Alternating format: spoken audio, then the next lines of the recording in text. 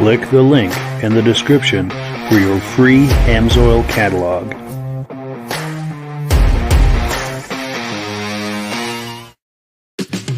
Before we get started, I'd like to give a quick shout out to some of our friends. The Eastern Snowmobile Racing Hall of Fame. Search for them on Facebook. Central Minnesota Pond Racing. Search for them on Facebook. The historic Lancaster Motel for the ultimate Eastern trail riding adventure. Crane's Snowmobile Museum at 172 Main Street in Lancaster, New Hampshire. The Vintage Snowmobile Club of America Quarterly Magazine. The Bridge Street Garage Racing Team, the house racing team of the Vintage Snowmobile Podcast. The New Hampshire Snowmobile Museum at Bear Brook State Park in Allenstown, New Hampshire. And lastly, if you decide to advertise with the Vintage Snowmobile Podcast, this could be your advertising message. Well, good evening and welcome to Season 3 of the Vintage Snowmobile Podcast. Can you believe we're going into a third season with the podcast? I find that really exciting, and if you're here, I'm hoping that's the case for you as well. Hope you all had a great summer. We had a good summer on this end, and I'm really excited to start the new season. We've got a lot of really cool things planned for the upcoming season. I'm going to be doing this all the way through March. Before we get started, we got Rob waiting for us in the green room. We're going to bring him on in just a moment, but before we get started, I want to make sure that everything is working properly. So if you can see my face and hear my voice, I'm going to ask you to make a comment. Let me know what you did over the summer. Also, whether you can see us and hear us okay, and also whether you're a regular viewer or a first-time viewer. So let's take a look at some comments. We've got some coming in here. We've got, our friend David at Alaska Railroad. He says, yes, the Sled Podcast is back. He loves snow machines. And David, I'm hoping you caught the Muscle Car Podcast last night. If you didn't, it's worth going back for a look because we had a Monte Carlo project car on there that I'm sure you're going to love. David also says he has plenty of cool photos to share. We are very much looking forward to that. Also, regular viewer Brian Van Haverbeek says, glad to see us back. Looking forward to another fun season. David from Alaska Railroad also says hi to Rob, who we're going to bring on here in just one moment. A couple more comments and we'll bring Rob on. I don't want to keep him waiting any longer. David Lowry says, really excited for the new season. Welcome from Alberta, Canada. Cool deal. And one more comment here. We're going to bring Rob on. Stacy and Art Fosler, regular viewers of both the Vintage Snowmobile Podcast and the Muscle Park Podcast, which we very much appreciate. They say everything sounds good, and they're in Plattekill, New York, regular viewers. All right, let's bring our friend Rob on here. Rob, how you doing tonight? Hello, Mike. How was your summer? Oh, it was great. Great. How about you? Busy. You know, I got so busy this summer, I haven't even put the snowblower away from last year. It's still sitting on the side of the house. Wow, nice. That's a good problem to have. Yeah. Cool deal. Cool. So we were talking before we went on. It sounds like you're just about to make the transition of putting the boat away and getting the snowmobiles ready. Yeah, this is our Canadian Thanksgiving, so we got one more trip on the boat around the lake and park it, and then get the docks out of the way and get the snowmobiles ready before the snow starts falling. So, winter's going to come soon. Yeah. Some of my friends were out hunting and they seen snow already this year. No kidding. Yeah. Wow. No kidding. Yeah, we've been getting some frost here the last week or so, and it's only going to get. We're only going to see more of that for sure. Let's see. We've got another comment that's come in. We've got John Wernsdorfer from Eastern Shore, Virginia, regular viewer and a cat guy, a fellow cat guy. Very cool. Yeah. Thank you, John, for being on. We appreciate it. So let's take a look at what we're doing tonight. Item number one is a video that I did with a friend of mine last fall. This is a good friend of mine, lives nearby, and he's got an incredible Rupp collection. This is a two-part video. We're going to watch part one right now and the second part at the end of the podcast. Let me get that queued up. There's no need to really say much about it because his sleds are going to speak for themselves. Let's get this going here. So what we have here is a 78 last year that Rupp was in business, I guess, before they defunct. But this is a 78 440 Nitro. It's the exact same sled as the 77. The only difference was the seat cover was changed a little bit. The dash is basically changed. They moved the gauges a little bit. They moved the key in the chokes, not nearly as friendly. And this has got, and the hood was different. As you can see, this is different than the 77 over there. You notice this grill thing. Basically all they did was cut that out and put that in versus that over there. Now this sled, those were not, that's kind of a custom decal job that I had on there. This sled has, it's the same engine, same running gear. From what I understand, these are just the parts that were left to be sold, left over. They just changed those few items. At this point now, from what I understand, Arctic Cat was now assembling the soon-to-be doomed company. So Arctic Cat assembled these sleds. And yeah, my friend Dave Hunt made these decals, put them on there. I handed in the hood, and I just told him go ahead and just make it look kind of cool. Gave him an idea. It's sort of what I wanted done. Yeah, it looks good. And it's not all correct, but then again, the sled is not totally correct either. This one here was another pretty good project. Totally had to rebuild the motor. The skid, I put new high facts in it, new shock. You can see that I had the exhaust powder coated. Had to rebuild the engine, 2 pistons, seems to be a common thing. Had the cylinders bored. It does have these are new old stock panels. When we say panels, we're talking about the sides and the belly pan and the other side, of course. On these sleds, on the Nitros, this is kind of a cool feature. Rupp decided that this would be to help cool the engine. You notice there's water that goes through that. So in the wintertime, when you're out riding, your hands get cold, you can literally get out and put your hands on the bumper. Oh, these are warm. Wow. And it does help. There's no denying it. It is a significant help for the cooling. And on the front, these ridges collect air to help keep it cool. Granted, when you're traveling, if you're following somebody, they're always spitting snow up. Yeah. So that is a very kind of a cool thing about them. I'm surprised how strong those bumpers are, because this is actually a new bumper. This is a new old stock bumper that I got for it, and but they're strong as hell, because when you put them on, you're trying to bend them a little bit to get them to fit. You know, These are all fiberglass, and it's like you got to wrestle like hell to get them to move. And if you get it stuck, it's strong enough you could lift on it? Sure, yeah. But it's mounted right to the bulkhead. There's some supports on the inside that hold it up. I mean, I don't want to climb a tree with the thing. Sure. And it would give you some protection in a collision too? Absolutely. Okay, good. Unlike that one or my Magnum over there. Sure, yeah. There's nothing. Yeah, Doesn't make just you wonder. fiberglass, yeah. I do think if I want to make a trail sled of that, how the hell are you gonna? You run into a snowbank? How are you gonna get out of there with that thing? You know, Yeah, I'm good on point. Skis, but that's about it. Yes. But these sleds were roughly 80 horsepower, and I had no reason to go any faster. But I've had this thing going 80 miles an hour. That's plenty fast, yeah. They were like the first company to have the motor set forward versus back here. You know, in previous years, see what I'm talking about? The Yes. motor set forward versus Sure. sitting in front of your face. Yeah. And it gives it a much better balance and handling.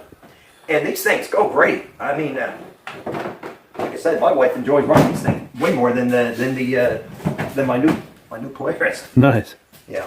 So the difference between like I said, this would have been the 78. That one's a 77. That one on the end is a 76. The motor was different in the 76. Horsepower rating was a little less. Different block, if you will. I mean, the case is different. The cylinders are different. There's not very many interchangeable parts for that engine to these, is what I'm trying to say. Yes. And, the style of the sled is the same, and the same width, same weight, and all that. I mean, I've ridden them, all three of them, obviously, and that one goes equally as well. I'm just, those are the differences. Sure. Cool deal. What'd you think of that, Rob? Oh, he knows his reps, doesn't he?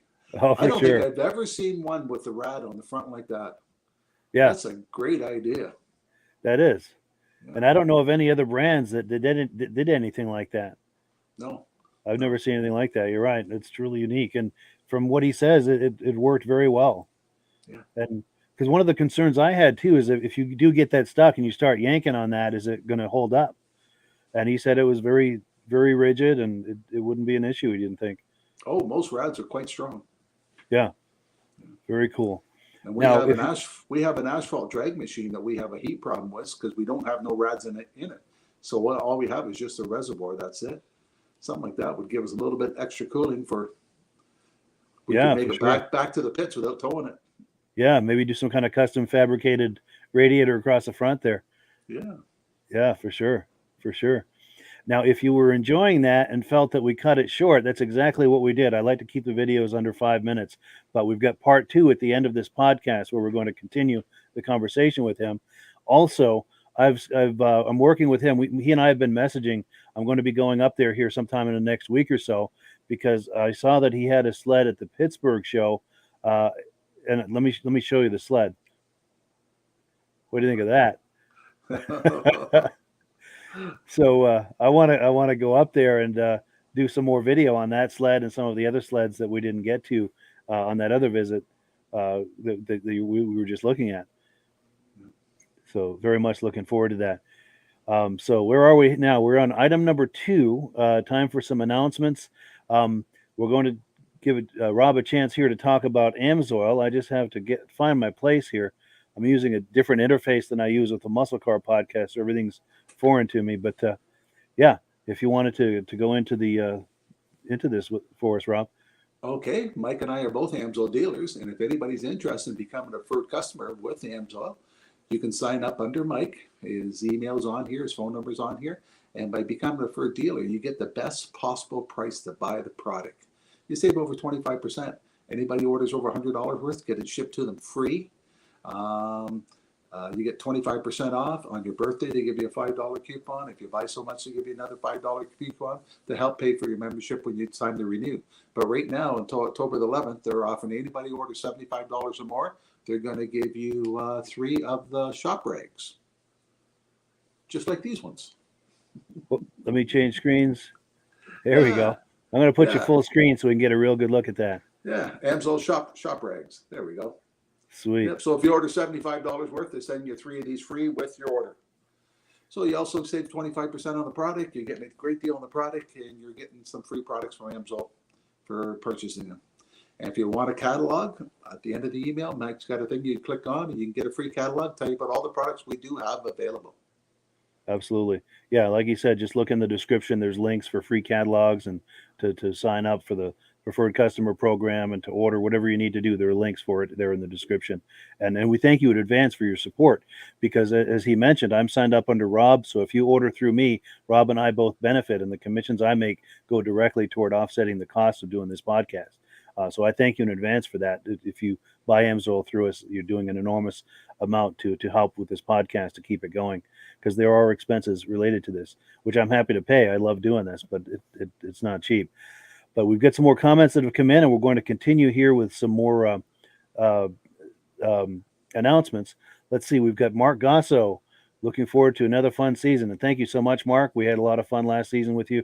You came on one time, and also we were able to, he had some old snowmobile magazines from the 70s that he was willing to sell to me. So we agreed on a price, and he sent me about 70 magazines, and I'm going to be taking some shots from that and popping those on the screen here throughout the season. Looking forward to that as well. David from Alaska Railroad says, loves that Magnum. One of those, this is one of his need to have sleds for sure. Stacy and Art Fosler says he had a 72 Nitro 400 and he wishes he never got rid of it. I know that feeling.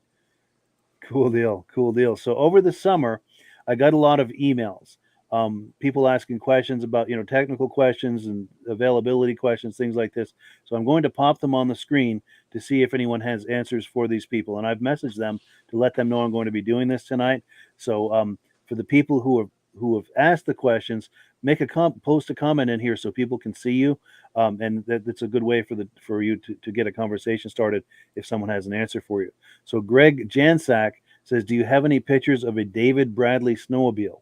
It was a real beast. And I apologize. I've never heard of David Bradley, but I'm very intrigued. If anyone knows anything about David Bradley, any kind of a backstory about what makes him unique or notable, please leave some comments here. And especially if you have some images, please share it with us here at the podcast.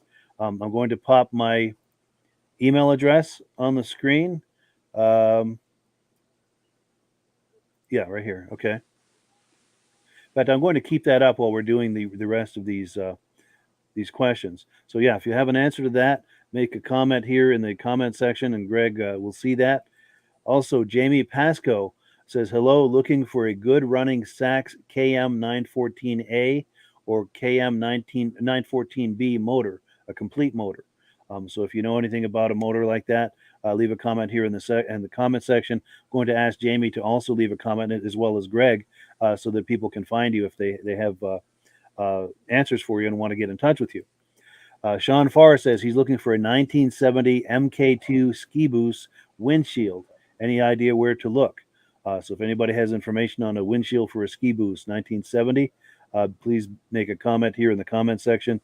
Stephen Bodie says, any old pictures of a speed sled called Bunky's Toy? It's powered by two PSI 474cc triples around the 1988 era. Also, the sled and race owner, he believes, were from Minnesota. I'm curious about this too. Powered by two engines, two triples. That sounds like quite a beast. I'd like to see that. So if anybody knows anything about that, either send me an email or leave a comment here in the description, and we'll get a conversation started about that. Lastly, or next to last, I apologize. Stephen Piffer says, can you please help me out with engine parts to rebuild a Kohler K295? The model number and the spec number are on the screen there, or tell me who know about this. So if anybody knows where he might find an engine like that, please leave a comment in the comment section. And also to all of the people who have posed these questions, please make a comment in the comment section so people can see you to reach out to you about this. So the last one we've got a really cool image from Kevin Lowther. Now this is a vintage snowmobile image from I think the late 60s or early 70s. He's got some information here. I'm going to pop the screen with the information. I'm going to read it, and then we'll pop the image again so we can put it all into proper context. So this image was taken in a small mountainous town of Helvetia, West Virginia, guessing about the mid-60s to early 70s. In the town, there was a small grass landing strip, and the planes are all small cubs or pipers, and they belong to three friends that spent a lot of time together. They're all of these planes are equipped with skis. not quite sure, but he thinks someone in the party had a hunting camp there at one time, and the vintage sleds were kept at the. Oh, that's where the vintage sleds were kept at that time. A celebration to cast out winter is a traditional festival that's held there every year, and that brings in several people in the small village for that weekend for food, dancing, outdoor events in the Swiss-German tradition. Quite a time to his understanding. Spring is welcome there because the winters can be quite brutal. And yeah, so thank you so much to Kevin. Let's take another look at that image now that we've talked about it, so we can kind of put that in its proper context. And yeah, thank you so much to Kevin for sharing that with us. We really appreciate it. All right, so we are on item number 3. Also over the summer, our regular viewer, Spencer Delabruere, sent us some images from the Arctic Cat 60th anniversary event that happened over the summer. Let me cue that up, and we're going to take a look at that event.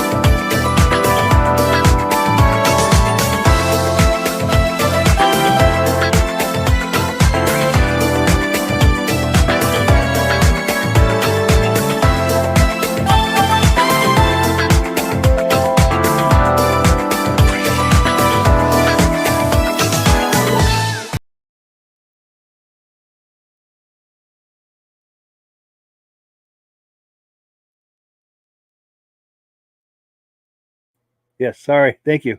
I had shut my mic off during that montage. But yeah, thank you so much to Spencer Delabruere for those images. I put that into a little montage there that we can all enjoy. Thoughts on that, Rob?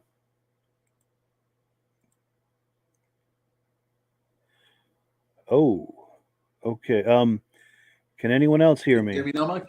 Yes, much better. Okay. Can you hear me okay? Yep. All right. Just gotta Sorry turn the about volume that. up. Gotcha. Sorry about the confusion on that. I think my headphones went dead. Gotcha. No problem at all. Anything jump out at you in that montage from I that love Arctic Arctic Cats. kind of it? Yeah, me too. Yeah, I'm surprised they didn't have any of their EXTs, the snowcross racers, and all that they had.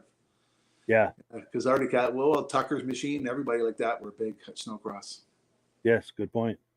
They probably were there.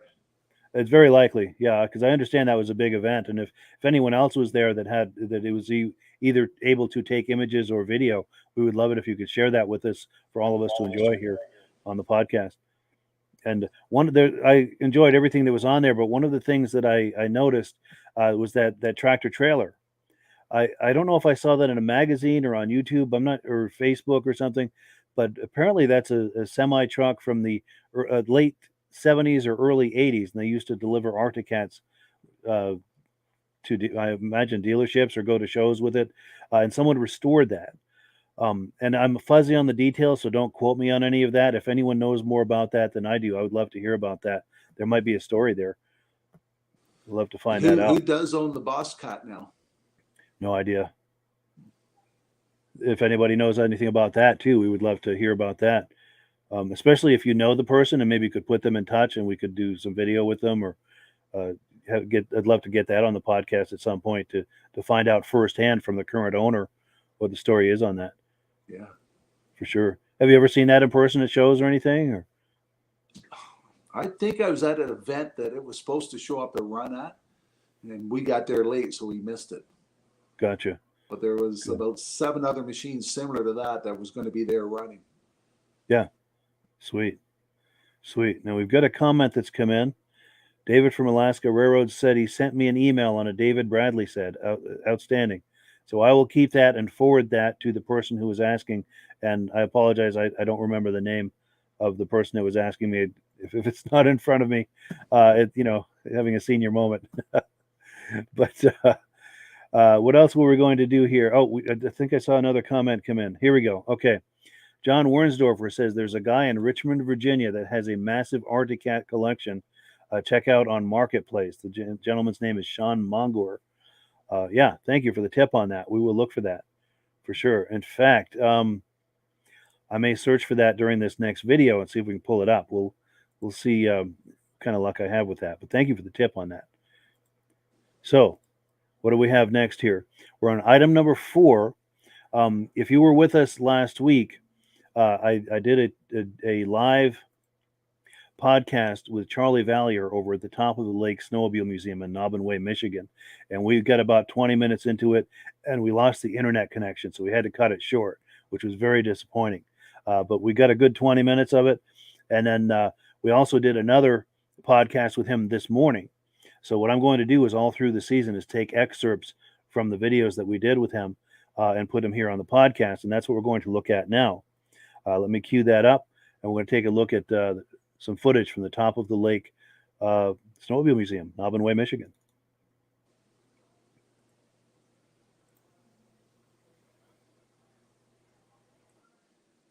Cool. So we are live right now. And welcome everyone. Welcome to the podcast. We're here with Charlie Valier, and he is over in Naubinway, Michigan at the Top of the Lake Snowmobile Museum. How you doing, Charlie? Oh, we're doing bright and early. Had a little frost this morning, 28 degrees. We're ready for snowmobile season. Oh, for sure. Yeah, it won't be long. It won't be long at all. No. Well, cool. So, Charlie, tell us about this museum. Are you the founder of the museum, or is this your museum? I'm one of the founders. We started in 2007 with the help from the community and other snowmobile enthusiasts, but we are the ones that run it and keep it going and do all that. It's our hobby. Wonderful. Very cool. So since 2007, you've been doing this? Yes. Well, I've been doing it a lot longer than that. I started doing snowmobiles when I got out of the Army in 1971.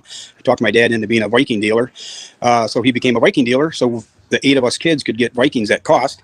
And it's been a passion ever since. Wow. So you've never stopped? Never stopped. No. That's amazing. That's wonderful. So you've accumulated a significant collection of your own, I'm sure. Yes, I've got a bunch of my collection here at the museum, but I still have another 150 sleds at home. Can't have all of mine in here. Sure. So yeah, we have a great mixture of sleds. We have 185 sleds in the museum. We're about the history of snow sledding. So that's why we can't have all of mine. We have to have a mixture of sleds because we're about. Sure.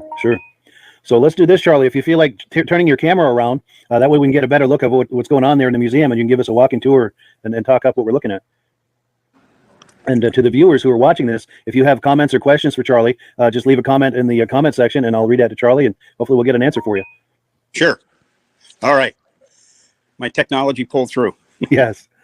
All right. I got to show you something up here on the wall, what we start with. Okay. Walking back into the gift shop, we'll talk about that later. But up on the wall here we have where the history of snowmobiling comes to life. Yeah. And what we're all about is the history of snowmobiling. And we start with this first thing right here. It looks like a toboggan, as you can see, and it's called the Elias and Power Toboggan. Yeah. Made in St. Wisconsin. He's been blessed with the first manufactured snow sled. You can see it's got an Indian motorcycle engine on it. He built his first one in 1924 in St. Wisconsin, and then the military wanted to buy 200 in 1939. He couldn't produce the 200, so he contracted with the four-wheel drive company out of Clintonville, Wisconsin, to build the first 200 for the military. So he's been blessed with the first manufactured snow sled. Yeah. There's stuff being made then, one-of-a-kind stuff, but this is where it started. That's amazing. Yes. Very cool. And then, of course, we got all colors and kinds, and we tell people when they come into the museum that this section right here I'm looking at now, there's a Polaris and there's a Polar and a Fox Track, and right here in this community, Naubinway, we're called the Top of the Lake Snowmobile Museum because we're at the top of Lake Michigan. So that's why we're called Top Lake. So Lake Michigan, commercial fishing. Naubinway is a commercial fishing village, still is today. So back in the early days, you go 2 miles out in Lake Michigan, get 500 pounds of whitefish, or whatever kind of fish, but whitefish are what's here mostly. A way to get them off the ice after the dog sleds and the horses. When these rear engine machines came along, they used these machines right here in this town. Wow. Another big use was trappers. The guy with the Eliason, you can see here, he's got snowshoes on there. He wanted to get further into the woods trapping. So that's what he used it for. So trapping, commercial fishing, utility companies was another big use of them. Farmers, loggers, quite a variety of uses. Yeah. Of course, what we have today, race. Yes. It seems like I always thought, as soon as the second snowmobile was made, that's when racing began. Right. And we have, it's in the back of the building here. We'll get to that. But remember, here's one right here. This was a homemade. It was made 40 miles from here. It's called an Anderson. Anderson family made 5 of these. My dad, this for $5. $5. Had no idea what it was. Dad got it running. So then we found out what it was, and we found out they made 5 of them. But this has got you can see the beaver in it because they use them for beaver trapping. So there's here's one with an ice auger. It's a Trailmaker, 1964 Trailmaker made in Hibbing, Minnesota. This machine came with, you can see the wheel go around the front too, but you can see the wheel kit was an option. The snowplow was an option. And this is ice auger here. That was another option for them. I'll go to the front so you can see it from the front. Hope I'm not moving too fast, making somebody dizzy. Sure. No, that's fine. But you're right. In the early days, it was more about utility than recreation, wasn't it? It was. That's what it started for, was work, utility. That's what it started for. So there's the Trailmaker with the wheel kit, snowplow, and then the ice auger back there. Those were all options for them. Yeah. Nice. Yeah. But that's what they're used for, is to work. Here's a Bearcat made in Antigo, Wisconsin. Like 12 or 14 of those were made. Yeah. Here's a Snowbug. It was made in Sudbury, Ontario. This version is called a Love Bug, but because you sit side by side in it. Sure. They made different versions. Back on the wheel kit stuff here, this is a Scatmobile made in Grand Rapids, Michigan. Yeah. This wheel kit or the skis. So this was kind of your forerunner to the four-wheelers that we have today. Sure. So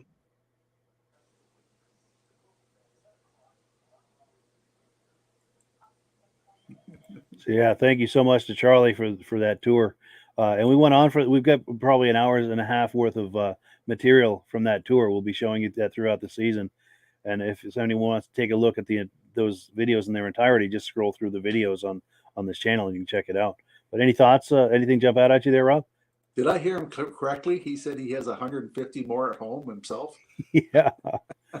Yeah. And a lot of the really antique stuff too. Everything I've seen that was really old so far.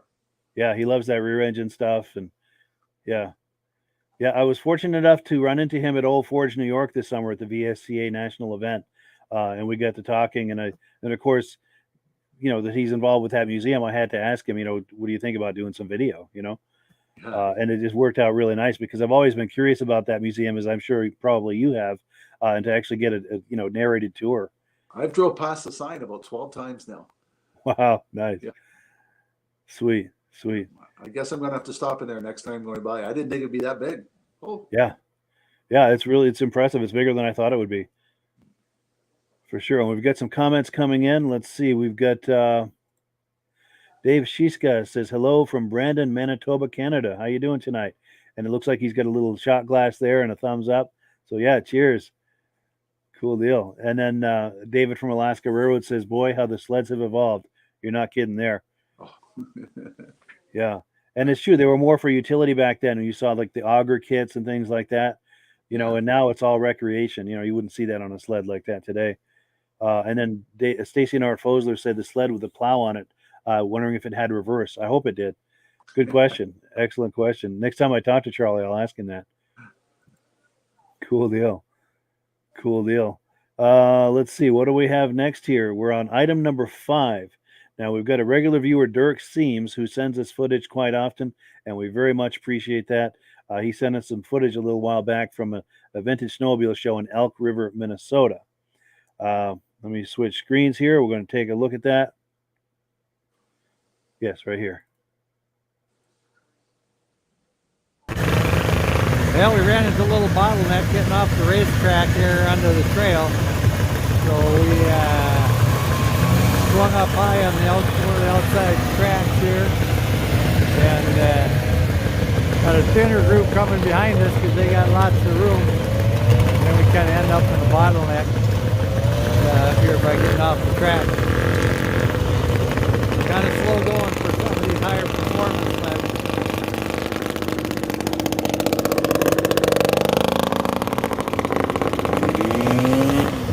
That one was tough on the ears. The old Scorpion bullhead.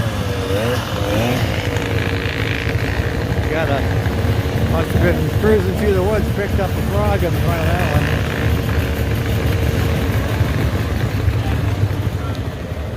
one. Well, we just got out of the lunch line here, and good pork chops. They've been cooking them since early this morning, so they can cycle the people through pretty quick. And so it's kind of a stopping spot after the trail ride, and got the nice heated pavilion here, and they got, I guess I was in there earlier today with all the John Deere sleds, and got the heated bathrooms over there. Pretty nice. Temperature could be a little warmer, but it's just not too bad here. Got a few more strays coming through. We got a couple old seahorses, or ski horses, I guess they call them. Yeah, there you go. So, anyway, this is the Elk River, and like I say, we just stopped for lunch. We're going to go hit the swap meet again here after a lunch and bathroom break. So that's the update for midday today. Cool deal. Yeah, so thank you so much to Dirk Siems for that footage. Anything jump out at you in there, Rob? I thought a seahorse was an outboard motor. I didn't know they made snowmobiles. Yeah, you're right. It might be ski horse. Maybe that's what he meant. That was a huge turnout. Oh, yeah, big event. That's bigger than anything we have, because most of the shows I go to are northern Vermont and New Hampshire, and we have some nice shows by that standard, but nothing like this. no. If we have 50 antiques show up, that's a lot. And Sure. there's got to be at least 10 people to tow 10 of them back. Yes. Yeah, for sure. Yeah, it looked like a nice event. Let's see. So we're on item number 6. Now, I've got to tell you some backstory on this. We're going to look at the history of how Skidoo came to America back in 1958. Most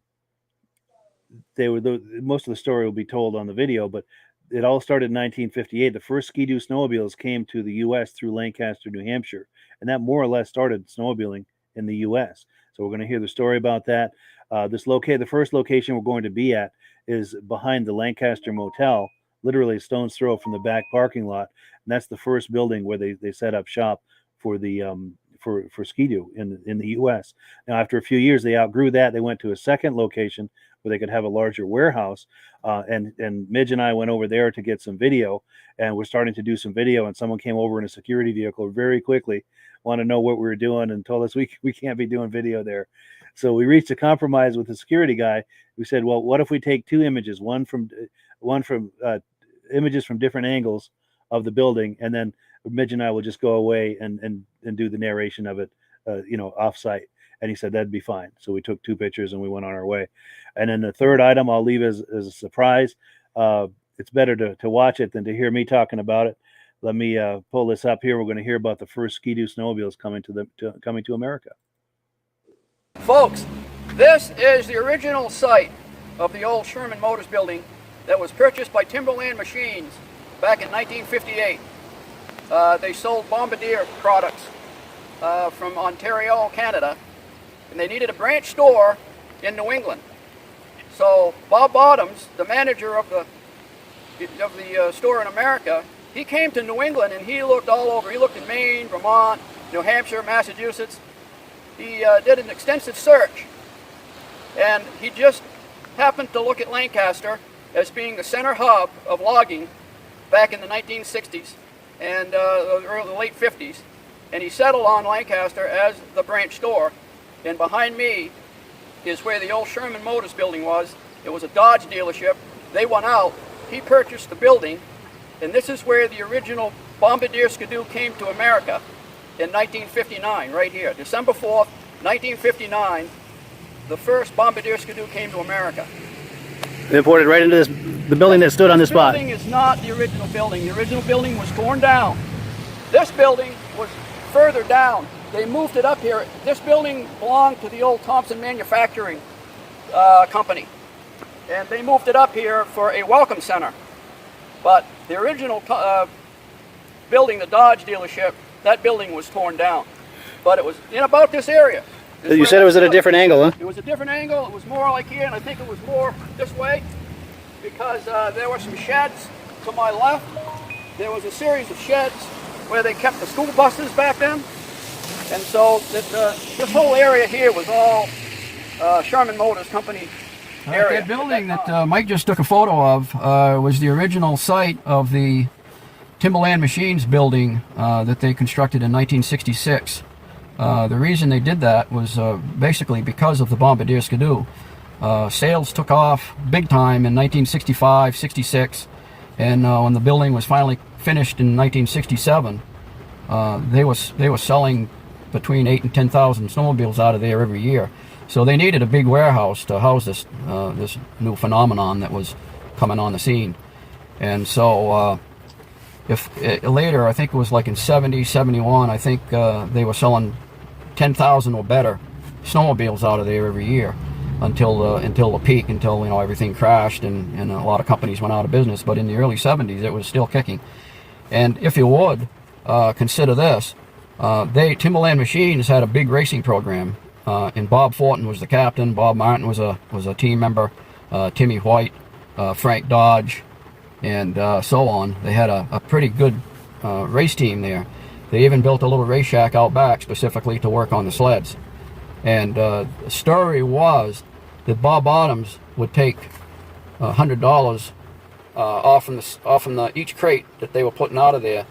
He would take $100 from each sale of the sled and putting it towards the race program.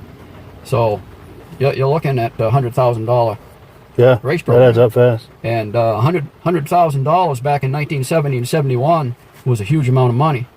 So you can see why Timberland Machines did so well on the racetrack was because they had a lot of funding behind them. And Bob Fortin was getting paid a salary, plus he could make anything that he made on the racetrack he could keep. So he was taking home $1,000, $1,500, sometimes $2,000 on a weekend from his winnings.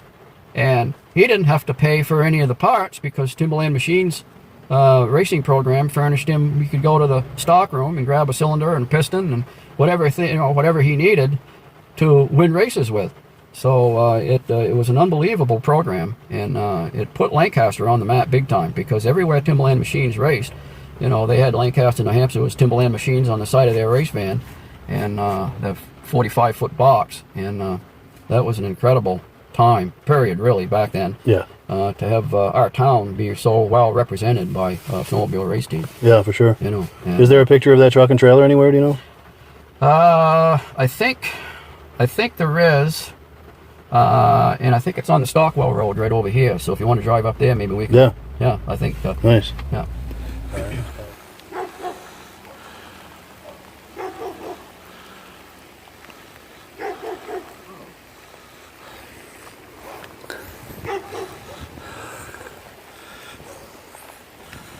I can't tell. There's not enough scratched away to be able to tell. Are there graphics on the other side too? Yeah, faded. Worse. Way worse? Okay, this is the good side? Yeah, this is the better side. Because that side, the sun hits it. Oh, sure, yeah. Oh, yeah, and then you get the post and the, yeah.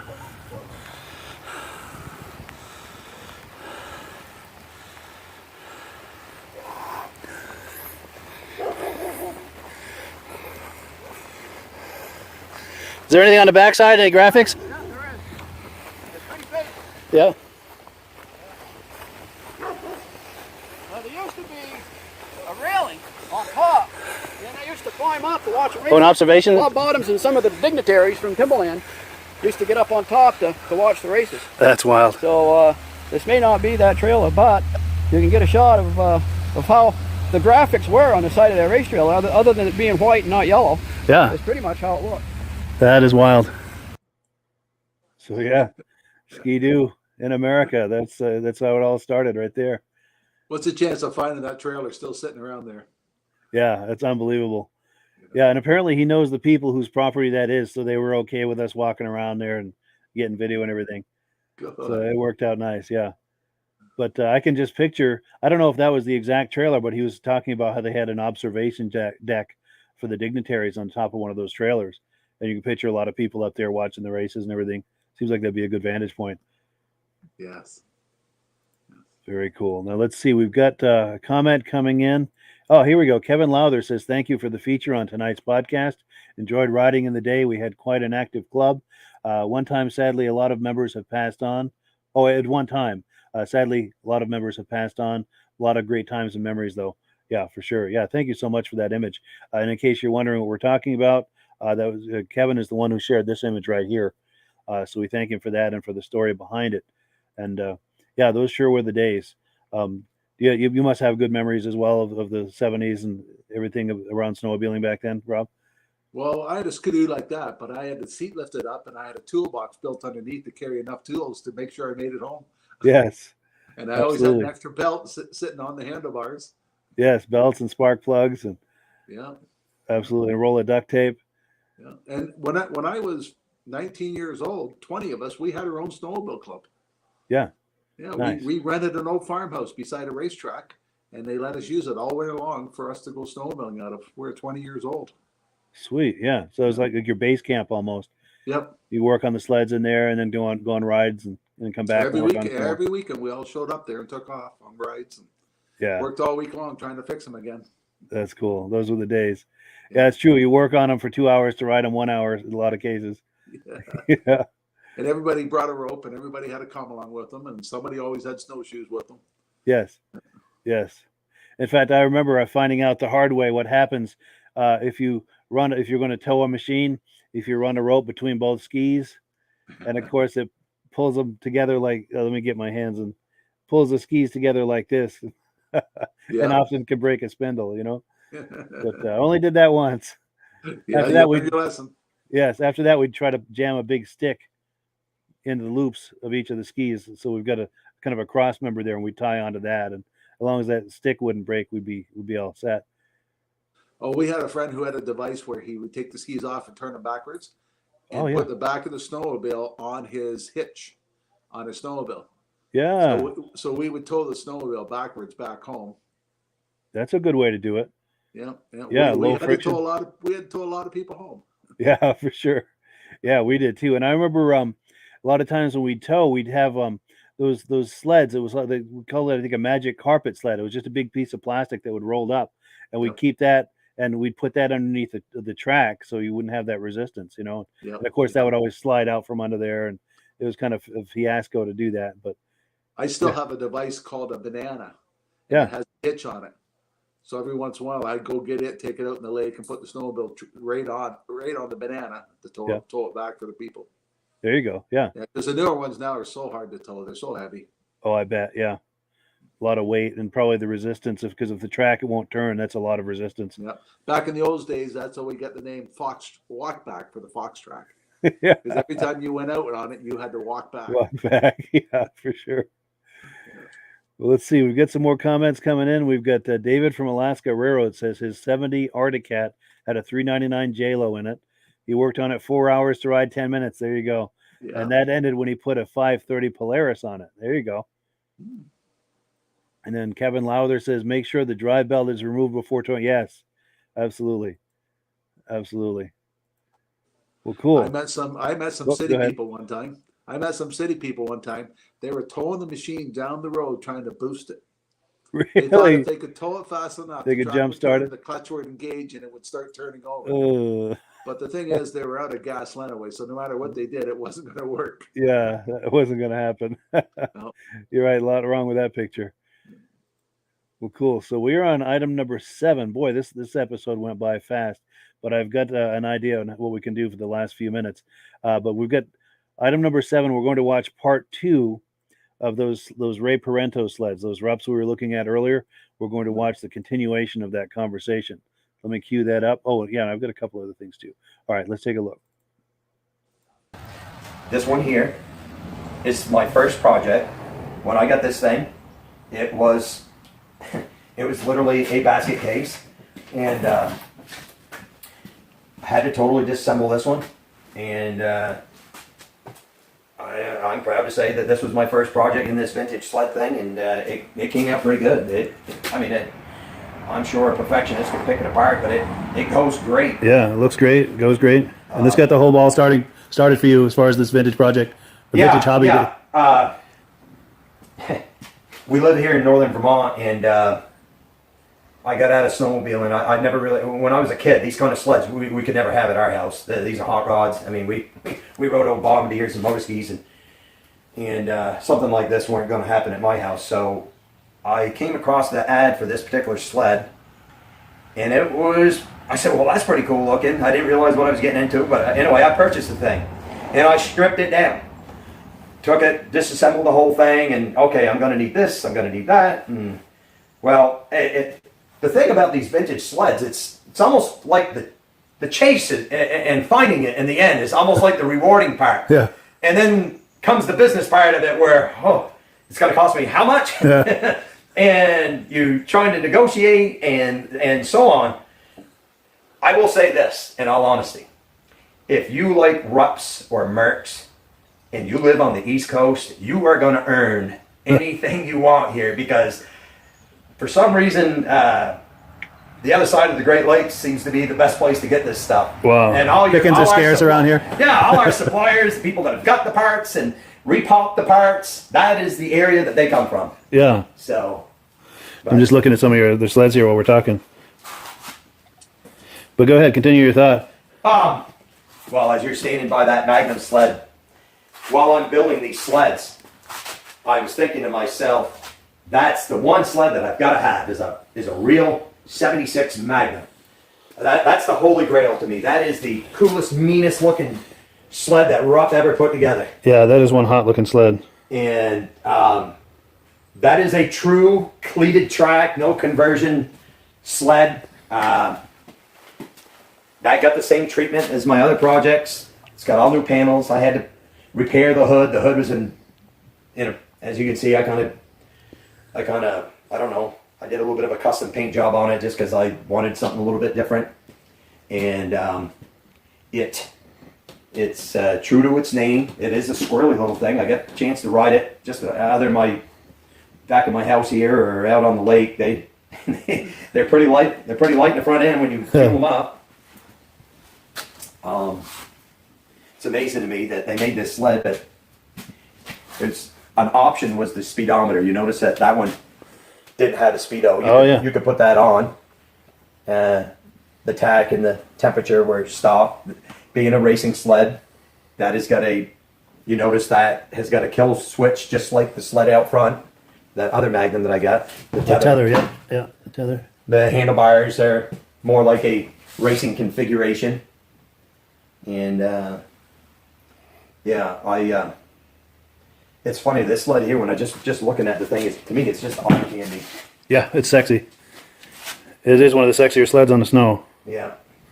Between the stance and the lines and You know, if you're a guy that loves Rupp snowmobiles, the one thing about Rupp, they stayed to their colors. They knew that red looked hot. Yeah. And whether they added black or whatnot, but they absolutely stayed to the red, and there's a reason for that, because they pop. Yeah. They pop. And you're right, it's good contrast off the snow too when you're in their proper environment. Sure. Yeah, that's amazing. Yeah, cool. Yeah, what do you think of that? He's got them looking great. They're great looking machines. I'm surprised he's missing two things out of the collection. Go ahead. Arctic Cat mini bikes are popular. Oh, they're rare to find. Oh, yeah. The Rupps, the Rupps mini The Rupp bikes, yeah. And then Rupp had a three-wheeler thing that was really cool. That's hard to find too. They did. And they had a four-wheeler too, almost like a little dune buggy. In fact, I saw one today. I like magazines from the 70s. I was looking at an old Mechanics Illustrated from, I think, 1972. And they had an ad in there. I'll maybe take an image of it and put it on here next week. But it was like a little four-wheel, almost like a mini dune buggy. Yeah. Yeah, it's really wild what they were doing. Very innovative. I'm surprised some of the companies didn't stick it out. Like Rupp was coming, they were coming along, getting popular, and then all of a sudden they just quit. Yeah. Mercury soaked a pile of money into race teams and got real popular. Then they just pulled the plug. Yeah. And a lot of those, like you said, especially with Mercury or Evinrude or John Deere, they had the financial ability, if they wanted to stay in the game, that they could have, because they were part of a much larger corporation. Yeah. You know, but somebody in there behind a desk, I'm sure, just decided, well, the numbers aren't working. Let's pull the plug. Yeah. Yeah. It's really unfortunate. And as I mentioned earlier, Ray Parenteau, who we're just talking to, who's got these Rupps, this is one of his latest Rupps that I have not seen in person yet. And I want to remedy that. I've been making plans with him to go up there and do some video on that sled. I can't wait to hear the story on that, as to how that came to be and if he did a restoration on it. And he does most of the work himself on those sleds. Nice work. Yeah, really impressive what he does with those. And we've got some comments coming in, and we've got a couple more things to do here. Here we go. John Spranger Jr., regular viewer. He says, awesome Rupps, very nice. And then David from Alaska Railroad says, totally agree on what he said about the 76 Magnum. It's an amazing machine. And I would have to agree, too, as far as the entire Rupp lineup over the years. That's probably the sexiest one. Would you agree with that? Oh, that's a great looking snowmobile. Yeah, that is hot. That is hot. Now, I've got a good friend of mine, Jeff Gibbs. He loves the podcast, and we're good friends, and we talk snowmobiling whenever we get together. Now, he's got a snowmobile trailer for sale. He sent me some images, and I promised him that I would put together a little montage with some music under it to help him try to sell his sled. So if you like what you see here, and if you're in New Hampshire or Vermont, give him a call. His number will be on here. Let's take a look.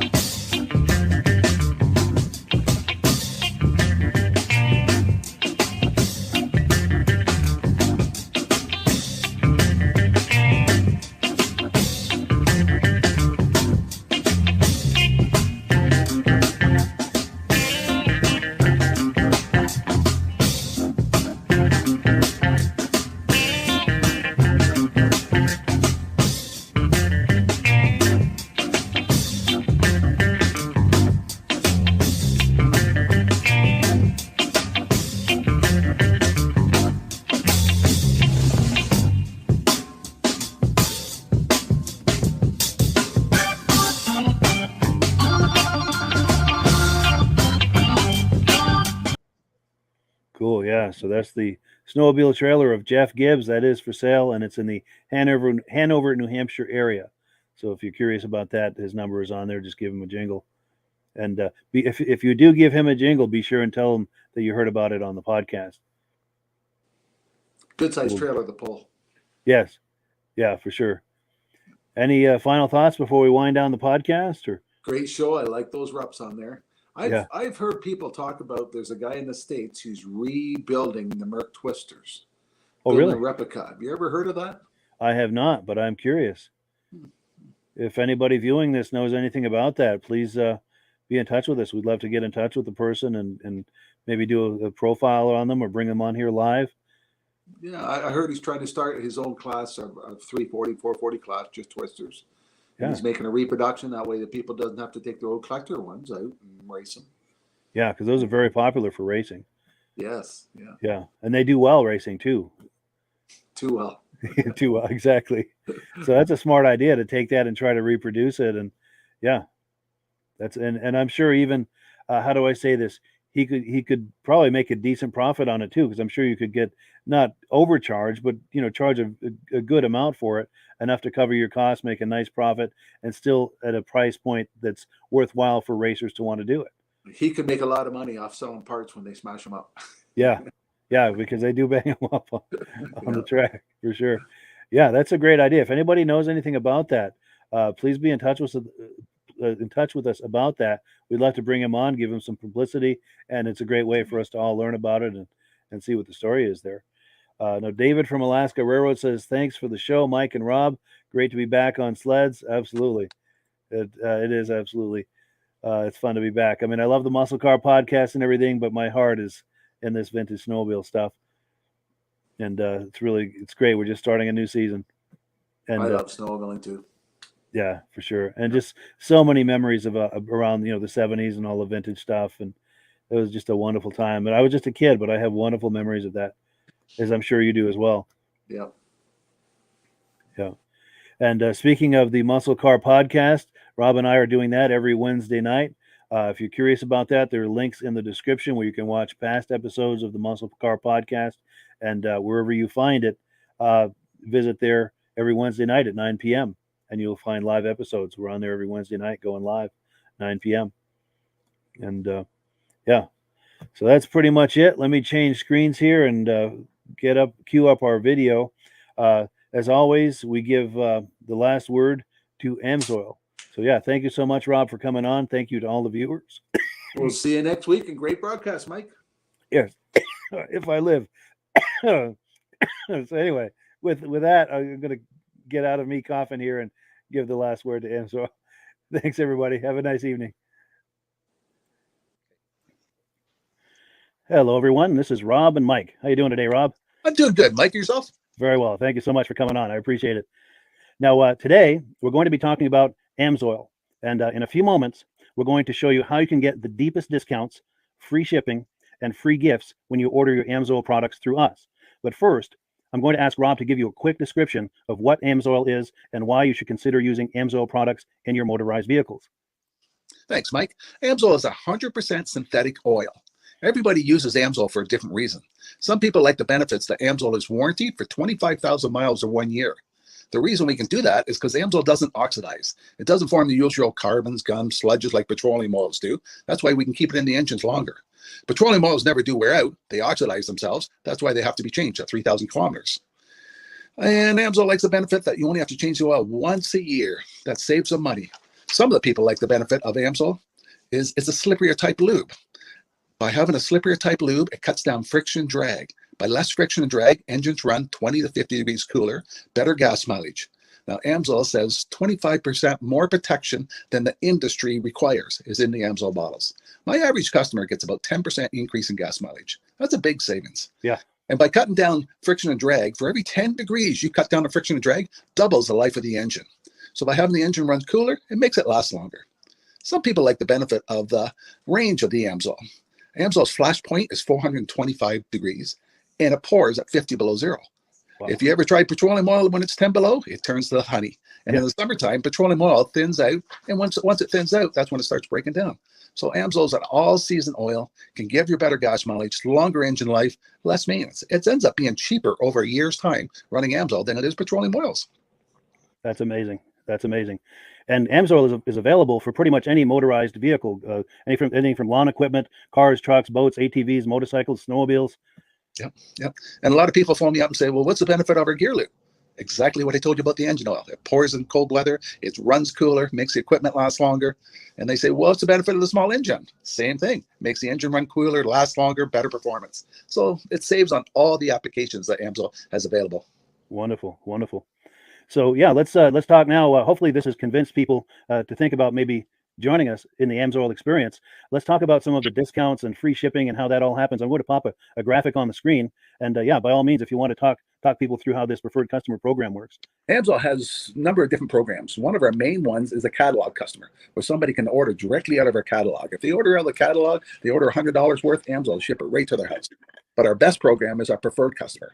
For only $10 for 6 months, you become a preferred customer, you save 25% on all the product. You order $100 worth, they're going to give you free shipping. You don't have to order a whole case. You can mix and match. Say you want 4 bottles of small engine, 7 bottles of 5W30, and a couple of gear loops. You can mix and match. You can order 1 bottle at a time if you want. There's no minimums, no maximums. By being a preferred customer, you save over 25% on all the products you're going to buy. Amsoil sends you extra gifts, a $5 gift certificate on your birthday, $5 when you renew your account, and stuff like that. So it's a good way to save on some of the products you want to buy. For sure. Yeah, it's an incredible value. And this is the deepest level of discount that anyone can get when ordering Amsoil. Is that correct? It is. Wonderful. So let's take people through the step-by-step experience of placing an Amsoil order. Then that would include signing up for the preferred customer preferred customer program, so they can receive those deepest levels of discount. So let's go to the website. This is what the website's going to look like. These are some screenshots. Once you go to amsoil.com, there's a link in the description, or you can just type that into a browser, amsoil.com. This is the page you land on. At the upper corner of the page there, you see how I've circled in red. That is the link to click, the Join Now link. That will take you to the Preferred Customer Program page, where you can take advantage of all these discounts and free shipping and everything that we've just been talking about. This is what that page looks like. In the lower right, you're going to click Join Now. This will pop up. You select the duration you'd like, whether it's 6 months or 12 months, and click Add to Cart. Now, once this pop-up goes away, you'll be back on the main page. And the upper left, you'll see where I've got that red arrow. It says Shop. Now you can start shopping for products, and on your very first order, you're going to get these discounts and the free shipping as long as it's over $100. You'll get all of these benefits right away. So once you click Shop, it's going to take you to the product page. There's different types of oils, lubricants, so on and so forth. For the benefit of this exercise we're doing now, I'm just going to click motor oil. It shows different types of motor oil. Let's click gasoline. Now this takes us to an item. It's their synthetic motor oil. And you can see the item there, and there's choices for different viscosities. But take a look at the price. Let's take a closer look. Let's zoom in. But if you've joined the Preferred Customer Program first, you're going to automatically get the deepest levels of discount. That's what we're looking at here. You're saving $3.80 on that quart of oil. Instead of paying $16.29, you're now paying $12.49 for that quart of oil. That is the deepest level of discount you can possibly get. And then you just add the quantity that you'd like. You select any other items that you're thinking about, add them to the cart. And once you click Add to Cart for the final time, you're going to see this come up at the top of the screen. It's going to show your items and your the total that you're at so far. Pardon me. And then you just click View Cart in the upper right, and that'll take you to your cart. Take a close look here at the upper right. That blue box shows that you're getting free shipping. You're eligible for free shipping on this order because it's over $100. That little yellow box shows that you've got the preferred customer membership on your order that gives you the deepest levels of discounts for the next 6 to 12 months. And then below that, you've got the items that have been selected. For the exercise here, I selected 9 quarts of the signature series, but that brings us up over $100 for the free shipping. We're saving $34.20. And if you're ready to finish, you click Checkout Now, and that takes you to this screen here. If you haven't signed up with an Amsoil account at this point, just click in the lower right to create an account, create a new account. It's going to ask you for some basic information, name and those types of things. Now let's take a closer look. You'll see this gray shaded box. This is a very important box. This is going to ask you if someone has referred you to Amsoil. And if so, please enter my name. My name is Mike LaPierre. It's spelled right there on the screen for the correct spelling. And also the referral number, 304-555-94. That's how you make sure that Rob and I get credit for this. Now, in the interest of full disclosure, I've signed up for Amsoil under Rob. So when you order using this referral number, Rob and I both benefit. So if you enjoy these podcasts that we're doing, this is a wonderful way to support the podcast, because when you order using this referral number, Rob and I both benefit. And the commissions I make go directly toward offsetting the cost of doing these podcasts. So I thank you in advance for that, for using my referral number. I very much appreciate it. And once you've done that, you just go into the next screen to enter your payment information, and you're done. Now, once you've placed your order that's over $100, and that order includes your Amsoil Preferred Customer Program, you are now eligible to get a free DVD from myself. Now, this is going to be either a muscle car DVD or a vintage snowmobile DVD.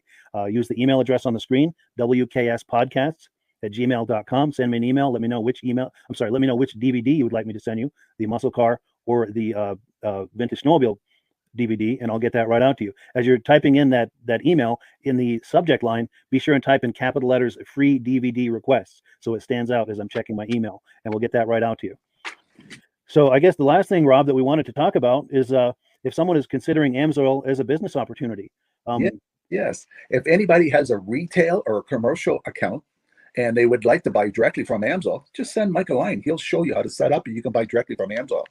But if you are interested in starting your own part-time business, a part-time business that can grow into a full-time income, Mike and I will show you the Amsoil marketing plan. Amsoil has a large selection of products that cover almost every application. So it doesn't matter if you're into snowmobile, boating, or ATVing, or hot rods. We have an oil for every application. It's a fun type business. I really enjoy doing. Where else can I go and have fun and make money doing it? And Mike and I are here to help you all the way along. If you need any help on how to promote or to find new accounts, we're here to help you. For sure. So when you sign up under that number, this 304-555-94, you're getting Rob and I as a team. Now, Rob has been doing Amsoil for 40 years. Can you believe that? 40 years. So he knows every aspect of this business, and he knows all of the ins and outs of the products. So he'll be able to help you with any kind of product questions or any kind of questions to show you the different business models that you can do with Amsoil. And then the other thing that you get when you sign up under me is I've got a strong background in social media. So if you need some coaching on how to generate Amsoil leads using Facebook and YouTube, I'm happy to coach you with that when you sign up under Rob and I. You get both of us as a team to help you, to coach you, to support you, whatever you need to get you off and running with this business and having fun with it. Like Rob said, it's an enormous amount of fun. If you're like Rob and I and you enjoy going to any kind of boat shows, car shows, motorcycle shows, snowmobile shows, anything with a motor, you like going to those shows, those events, those races, this is a great way to turn that into a income opportunity for you. Yes, yes. And just by wearing my Amsoil hat at one of these events, people come up and ask me about Amsoil. People don't know where to buy it, and I'm there to help them, show them where they can buy the product. Perfect. Well, cool. Well, this is great. Any final thoughts, Rob, before we wrap it up? Amsoil's a fun business. Amsoil's been around since 1968. It was the first synthetic oil to be AI approved. Wow. Yeah. That's amazing. And that's very early in the game too, isn't it? Yes. For sure. Well, good. Well, thank you so much, everyone, for viewing. Hopefully, we've gotten you excited as we are about the Amsoil products. We'd love it if you could join us either as someone who uses the Amsoil products or to join the Amsoil team as a business opportunity. And we thank you so much for viewing. Have a great day. You have a good day.